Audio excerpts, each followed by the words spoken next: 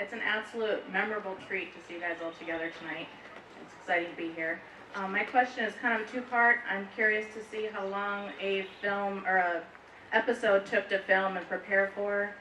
And in all of the fun that you guys obviously had on the set, is there any hilarious moments that were outtakes or would be good blooper reel material? Hershey, yes. Well, I've already mentioned the baby. The baby and the fire, and I love the death scene. It's wonderful. Actors dream to do so, but I did not break the window with the baby. I was not using her as a battering ram. The other funny thing, which is also a blooper, some of you have seen the blooper where I call, because I was a very good friend of Patrick Laberteau, who played my son. And there's a blooper that's an outtake where we're at the dining room table and I say, Patrick, and Michael says, Andrew. His name is Andrew. I completely forgot his name. And the other thing that I was always doing, I'm a bullish woman. I'm not unlike Miss Beadle and even Carolyn. I don't do things terribly, gently. And every time I touched a prop, the well, I bust it. It would come out of the thing. So, and I would eat like a horse too. I was not delicate like most of the other ladies on Little House. Anyway, else bloopers? I won't tell you a blooper, but I'll tell you something about, I don't know if it was Nellie Olson or if it was Allison that did this to me.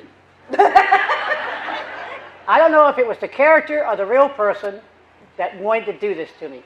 But matter of fact, because it was this scene here, we did a lot of scenes, but this seems to be the one that caught their attention. The chicken in the face. Yeah.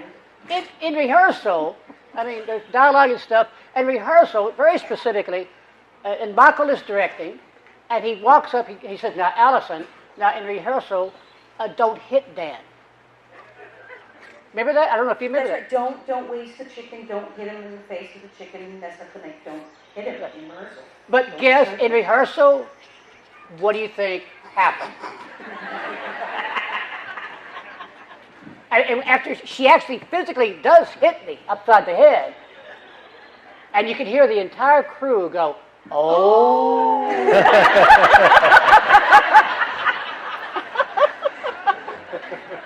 And that's why you have that photo. That's right. There's this photo. It's a behind-the-scenes photo. We're all standing around the table in Nellie's restaurant, and there's the chickens on the table. He's sitting there. You can see there's Michael and crew, and I'm sitting there, and I'm going like, because he just said, I told you not to hit it with the chicken in rehearsal. I was practicing my aim. I wanted to get it just right. On the last episode, how did you feel when the town got blew up? Oh. I have not seen it yet, and I never will. Neither have I, You never watched it? I haven't either. I can't. There's a part of me that just can't see it. I can't watch it. Wow. How many of us were there on that last day? And I know I was there the last day. Were you the only one? Maybe I was the only one Oh. that was there? She was there? You were not there? Oh, because we were down Sue's name this night. Okay. It was really, what was really amazing about that sequence that led to the blowing up the town, the way it was shot, we were not allowed, none of the cast was allowed to be there when the buildings were actually exploded. Because there was all kinds of concerns about people getting hurt by flying debris, because they really wired up these buildings and blew them apart.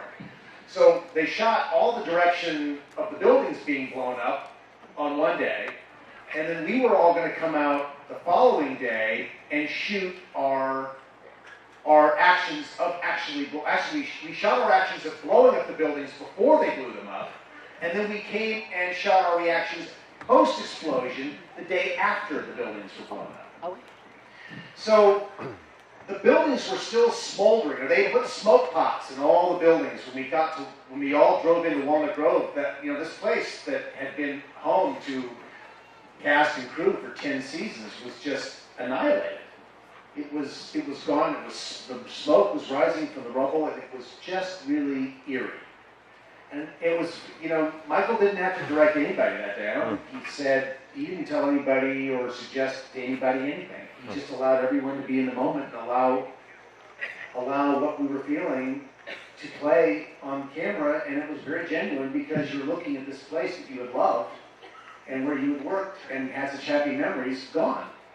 So it was really powerful, and it had to be done because this was part of Michael's genius too.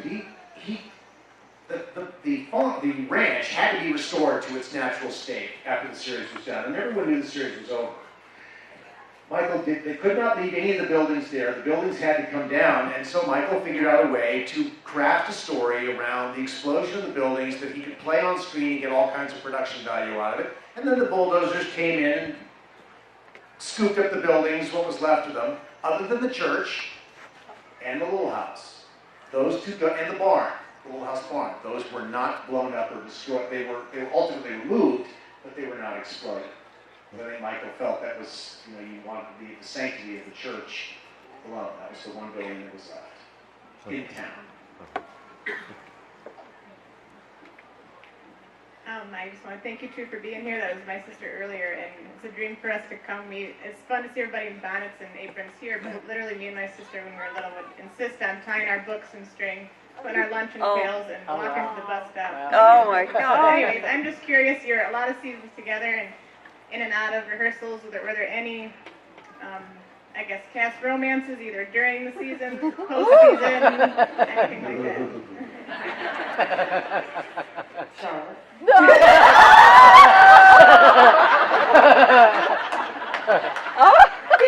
not like those tacky Brady Bunch people, okay? We're not as bad as them. Do we have any romances? No, there were no. You're like, no. There were. I think I dated a couple of guest stars. A couple, but that was there were. I don't think there were any romances in the cast. Not in the cast. Certainly Not that you know about. Yes, correct. I understand. This is Jordan his class. Easy. Interesting. Hersha played the wife of Merlin Olsen on Little House, and my wife, Catherine Cannon, played the wife of Merlin on Father Murphy. Right. And we met during those, now, so here's a romance that started on Little House. Now, my Catherine was not working on Little House, but she was coming to audition for Michael, and we saw each other and acknowledged each other. But we ran into each other at NBC events and so on. We both went through marriages, and then we met 15 years after Little House was over, and we had one date, and that was it. Yeah. And we've been together for 18 years. Oh, I like it.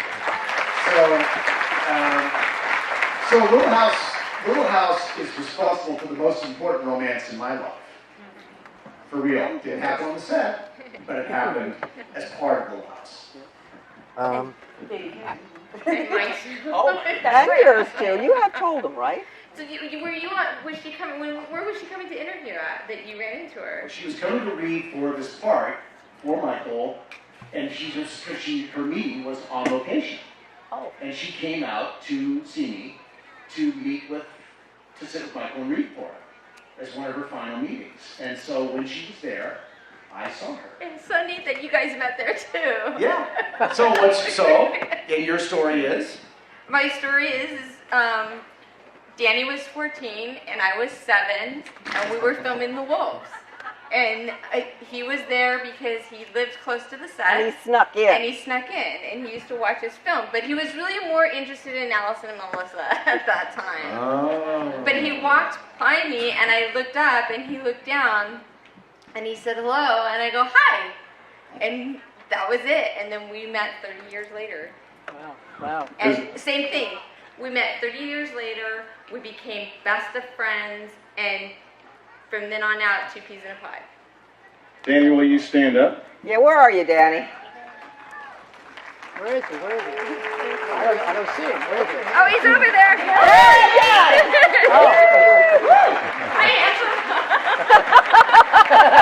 Hey, Allison. Well, all right. Do you want to tell us? Should we bring it up? Oh, okay. All right. Okay, so Oh, yes. Ron, Oh, God, yes. although he was supposed to be Mary's boyfriend, He and I went to the same high school. We were both at Hollywood High. So we were seeing each other at high school and on the set. But you were what?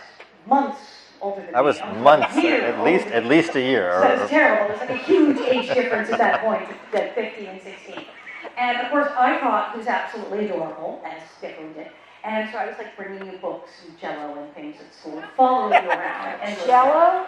Huge crush, huge crush. I brought him Jello. I was just like, I bought you lunch. I followed you everywhere.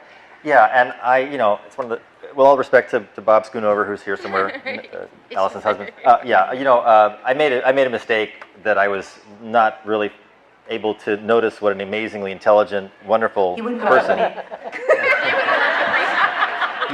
She gave me a first edition of Frank Herbert's Children of Dune, which I still have to this day, that she signed as a present, as an overture to me. And I was reading science fiction, which she picked up on.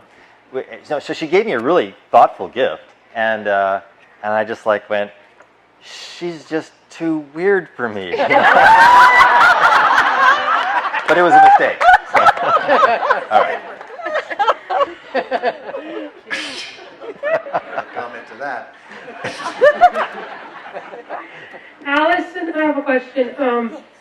The return of Nellie, how did that go with Nancy and everything?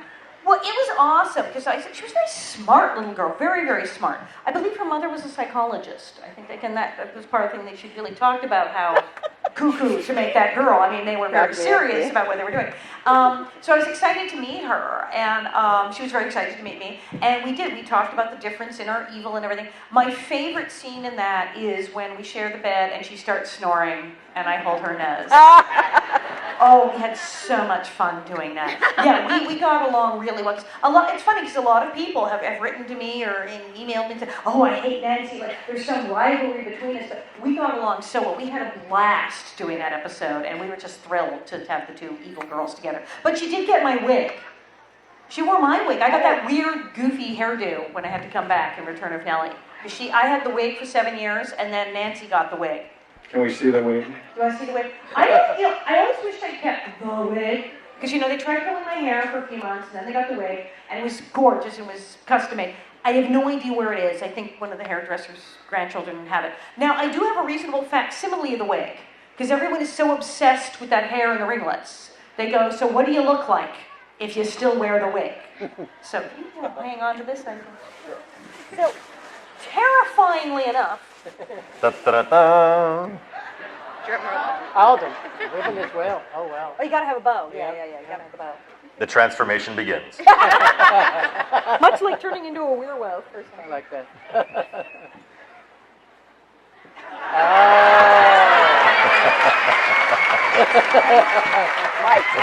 It's really kind of disturbing, isn't it?